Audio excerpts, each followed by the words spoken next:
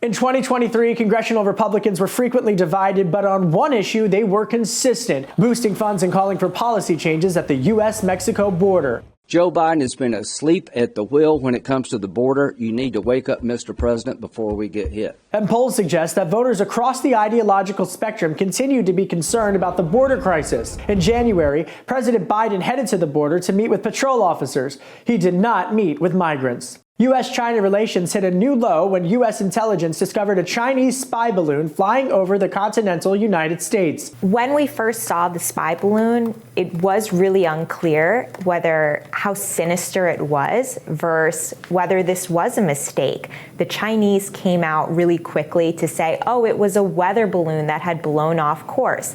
And as reporters, we had information that we knew Secretary of State Blinken had planned this trip, but it wasn't public knowledge yet. So we couldn't say whether his trip was in jeopardy, but at the same time, we're pressing the State Department. Is it a weather balloon? Is it something that is sinister? And pressing them, is he going to go on the trip? But we can't report that yet until finally they came out and they said that he would not be going to Beijing. The Chinese spy balloon sparked national outrage and prompted President Biden to authorize the military to shoot it down.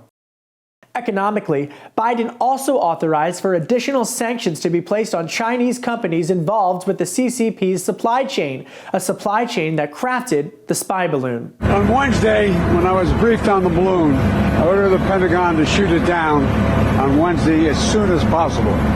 They decided without doing damage to anyone on the ground. Once the balloon was discovered and it was unclear when they first discovered it, how long it had been loitering over the U.S. before they discovered it, it really opened up this aperture of how many other unidentified flying objects were going over the U.S. and how many of those were threatening.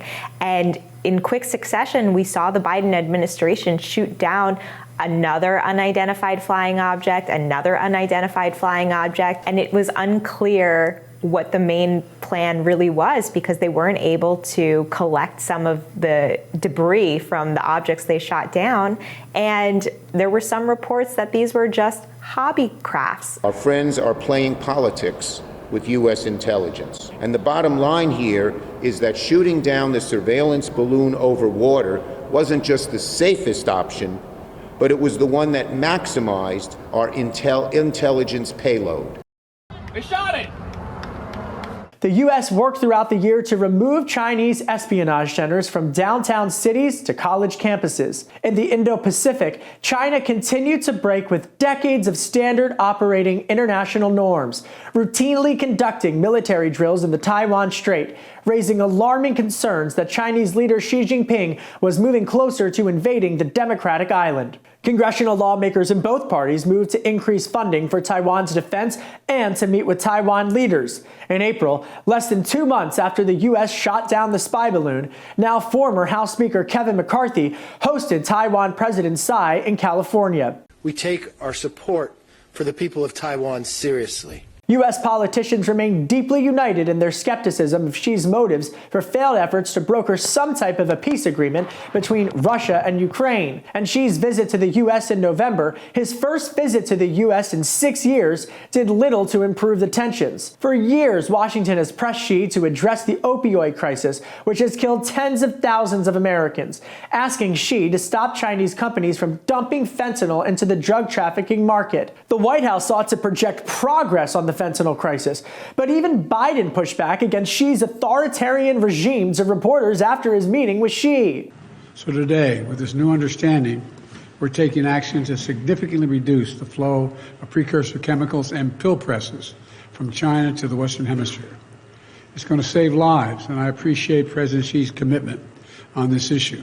And the same week that Xi traveled to the U.S., a horrific trend on China's TikTok platform went viral. Young people espousing empathy for 9/11 terrorist mastermind Osama bin Laden. Towards the end of this year, this very weird phenomenon happened on TikTok where a letter that Osama bin Laden wrote after committing the September 11th terrorist attacks started to go viral with what looked like young influencers saying that they had read it and it changed their mind, and they were encouraging other people to read it.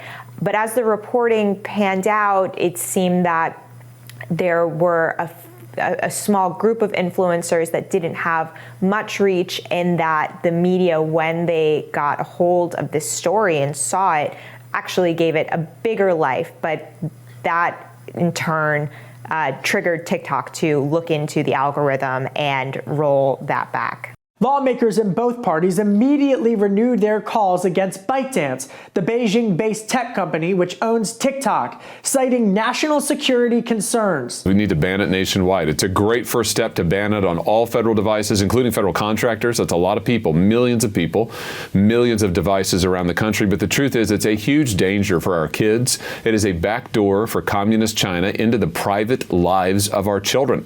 More than a dozen countries have already enacted bans or significant restrictions against the app. U.S. military and intelligence officials, as well as D.C. staffers, are not allowed to have the platform on their government phones. Then there was the whole thing with the pandas. Xi had ordered the 3 pandas in the National Zoo be given back to China. We have an obligation, the United States and China, to responsibly manage the relationship. In Europe, Ukraine continued to defend itself against Russia. The war had rallied NATO allies to come to Ukraine's defense, but Americans would grow fatigued on funding the effort. On both sides, both on the economic and humanitarian front and on the military front, a big debate in Congress is whether Republicans in particular don't want to give as much economic support or humanitarian support to Ukraine. They feel that Europe should shoulder the burden. They want to give military support, but when you meet these refugees and when you meet the people that are helping them, they're so desperate for any help, and the need is so great that every bit matters. Ukraine matters. What happens here matters, not just to Ukraine, but to the entire world. Republicans grew louder in their calls for Ukrainian President Volodymyr Zelensky to provide more transparency about where U.S. taxpayer money was going in the war effort. I think, we need a little more accountability, a little more transparency from the administration and from the agencies involved so that we can convince our constituents that their taxpayer dollars are not being wasted or embezzled or there's not corruption involved. The partisan divide would come to a head during Zelensky's December trip to Washington, where lawmakers remained deadlocked in a $101 billion supplemental aid package, a package that would boost support for Ukraine, Israel, and Taiwan, as well as potentially funding of the U.S.-Mexico border. But the majority of that package was headed to Ukraine. Zelensky said the money was crucial for Ukraine's defense, but he would come up empty-handed, with Washington saying that they would resume the talks in early 2024.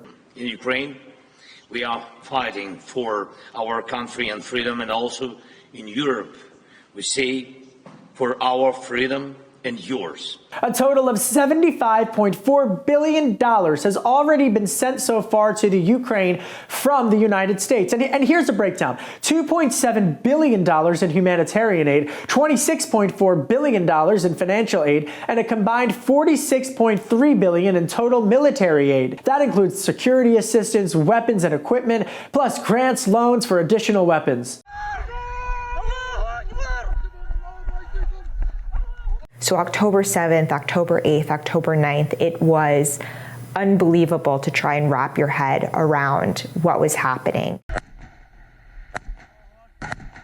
Global conflict would further intensify on October 7th when the terror group Hamas attacked Israel during a music festival, killing 1,700 people and taking hundreds more hostage. But then, of course, very quickly after October 7th, the conversation shifted to what was happening to Palestinian civilians in Gaza. Israel launched a military operation against Hamas, global officials estimating the death toll at 18,000. The vast majority of Palestinians are not Hamas. Hamas does not represent the Palestinian people.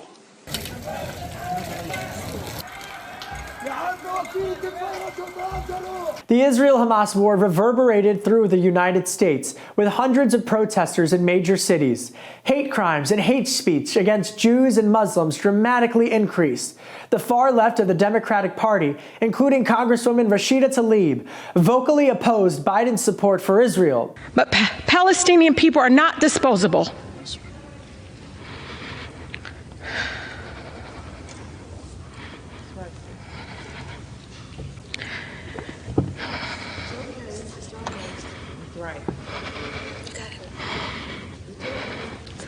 We are human beings, just like anyone else. My city, my grandmother, like all Palestinians, just wants to live her life with freedom and human dignity we all deserve. There's a recognition in Congress that Israel is an ally that needs to be supported, that Hamas is a terrorist organization, that what Congress has said, they believe, they agree with the Israelis that Hamas should be eliminated, but there is less of a recognition among lawmakers, among a majority of lawmakers, of the toll on Palestinian civilians in Gaza that has occurred based on Israel's military incursion into the Gaza Strip.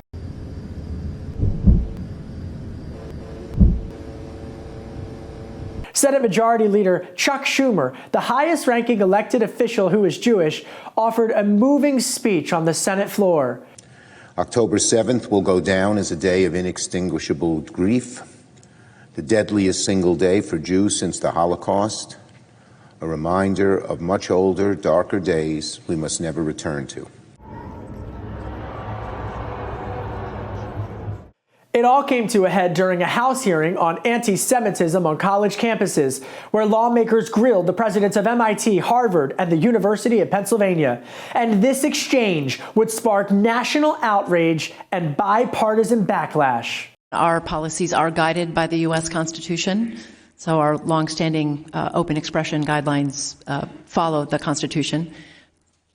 I think in addition to education, which I agree with, so that students and faculty and staff can identify and combat anti-Semitic tropes in speech, I think it's important to call out anti-Semitism in a very visible and public way and a specific way in order to make clear how it's contrary to the values of the institution. UPenn President Liz Magill would be forced to resign as a result of the backlash. And Republican Congresswoman Elise Stefanik of New York, she announced an investigation with subpoena power into the universities. This is a moral failure of Harvard's leadership and higher education leadership at the highest levels. Despite at times criticizing Israeli Prime Minister Benjamin Netanyahu, President Biden continued to back Israel, maintaining long-standing U.S. policy with its Democratic ally in the Middle East. Well, I have had conversations with Bibi Netanyahu, and I want to make sure that we don't forget what we're doing here. We have to support Israel because they're an independent nation that's the brutality, the inhumanity, the way in which Hamas treated the Israelis, and raping and burning and beheading. It's just beyond comparison, and to anything else that I've seen since I've been here, and I've been around for a long time. But I think that we have made it clear to the Israelis, and they're aware, that the safety of innocent Palestinians is still of great concern. And so the actions they're taking must be consistent with attempting to do everything possible to prevent innocent Palestinian civilians from being hurt, murdered, killed, lost, etc.